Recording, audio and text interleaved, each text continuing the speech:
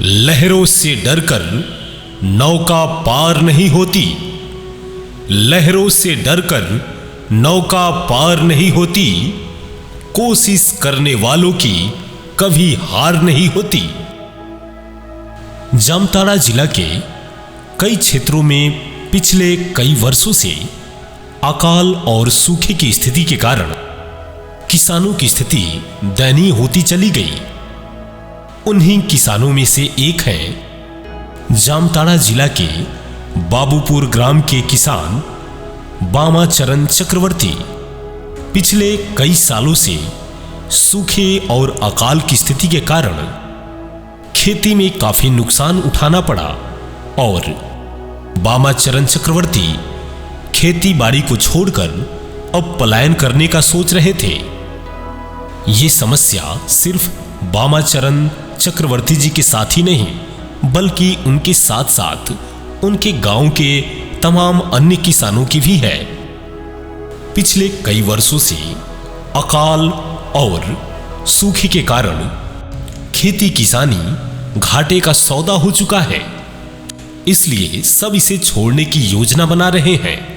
इसी दौरान ग्रामीण विकास विभाग झारखंड के अंतर्गत झारखंड राज्य जल छाजन मिशन के द्वारा संचालित प्रधानमंत्री कृषि सिंचाई योजना 2.0 के तहत जिला कृषि पदाधिकारी लव कुमार जी के द्वारा बाबूपुर ग्राम में ग्राम पंचायत का आयोजन कराया गया, जिसमें सबकी सहमति से किसान बामाचरण चक्रवर्ती जी के जमीन पर NRA मद से 100 बाई 100 का 10 फीट गहरा तालाब का निर्माण कराया गया, ताकि किसान बामाचरण चक्रवर्ती के साथ ही साथ उनके अड़ोस पड़ोस के सभी किसान अपने खेतों की सिंचाई कर अच्छी फसल ले सके।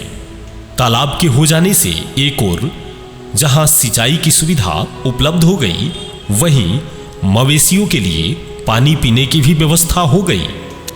साथ ही साथ प्रोडक्शन सिस्टम मद से सब्जी का बीज जैसे झींगा, नेनुआ, करेला, मिर्च, सरसों का बीज, मटर का बीज और आलू का बीज किसान बामाचरण चक्रवर्ती को दिया गया। साथ ही साथ उनके पड़ोसियों को भी यह तमाम बीज उपलब्ध कराए गए। सरकारी योजना के द्वारा तालाब बन जाने के कारण किसानों में उत्साह है और वो अपने अपने जमीन पर खेती करना प्रारंभ कर दिए। तालाब हो जाने की वजह से सूखे की स्थिति में भी उनकी खेत की सिंचाई होती रही और देखते ही देखते किसानों की फसल लहलहा उठी है। सरकार की इस योजना से किसानों के चेहरे चमक उठे हैं। पिछले सीजन में अकेले बामाचरण चक्रवर्ती जी ने इस सरकारी मदद से अपनी जमीन पर खेती किया और 80,000 रुपए का मुनाफा कमाया। साथ ही साथ उनके पड़ोसियों ने भी खेती और किसानी के माध्यम से अच्छा मुनाफा कमाना शुरू कर दिया है। जो कल अकाल और सूखे की वजह से परेशान थे और पलायन करने का सोच रहे थे, आज वही सरकारी मदद मिल जाने पर पुनः एक बार खेती और किसानी में लगकर अच्छा इनकम प्राप्त कर रहे हैं। किसान बामाचरण चक्रवर्ती अपने तालाब से खेतों की सिंचाई के साथ ही साथ उसमें मछली पालन भी शुरू कर अतिरिक्त इनकम कर रहे हैं। इस प्रकार से सरकार की योजनाओं ने एक बार किसानों के चेहरे पर चमक लाने का प्रयास किया है। आइए सुनते हैं बामाचरण चक्रवर्ती की कहानी उन्हीं की जुबानी। नमस्ते बामाचरण जी। जी नमस्ते। जल छाजन मिशन से आपको क्या क्या मिला है और उसमें आपको क्या क्या फ़ायदा हुआ है? जी सर, जल छाजन मिशन से बहुत फ़ायदा मिला है। पिछले 2 साल से बारिश ना होने के कारण हम सोच रहे थे कि बाहर काम करने चल जाएंगे, लेकिन जल छाजन मिशन से मुझे यह तालाब मिला है और इस तालाब से हम जो मैंने फिर से सोच लिए कि खेती करेंगे। फिर से सोच लिए खेती करेंगे और इस खेती करते हैं तो बहुत फ़ायदा भी होता है और बहुत कुछ लाभ मिला है।